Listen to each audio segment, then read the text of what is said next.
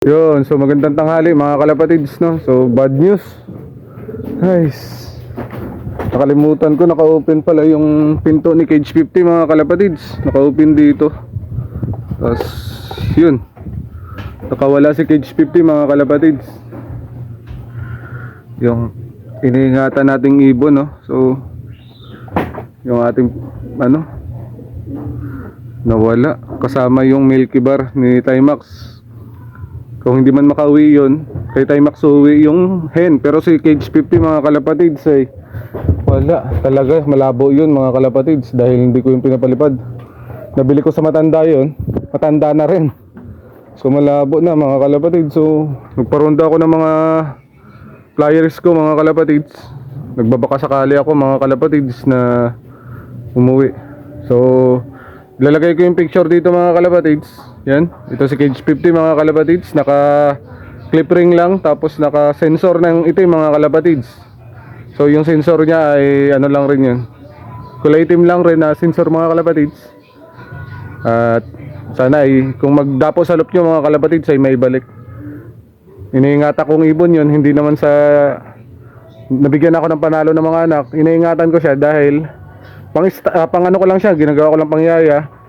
Tapos wala, display lang dito sa loop dahil pangalan ko ngayon. Doon yung pangalan na Cage 50, sa kanya ko kinuha sa ating loop. So sa makakahuli mga kalapatids ay sana ay may balik nyo sa akin kung magdapo man sa mga loop nyo mga kalapatids.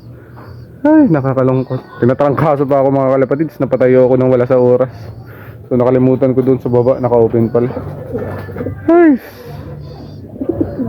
yan, so paparonda tayo dito. Dito tayo sa labas mga kalapatids. Yan, dito tayo mga kalapatids, paparonda. So walang puti, walang Milky Bar na sumusunod sa ating mga flyers mga kalapatids na pinaronda. Ay, nako. Maga 3 years na yun sa akin si Cage 50 mga kalapatids. So walang lipad-lipad yun, ng 3 taon. Ay, paano na lang dun sa may matanda mga kalapatids, hindi niya daw pinapalipad yun simula na huwa. Naging sa kanya. So was-was talaga yun. Pero ay sana ay bumalik.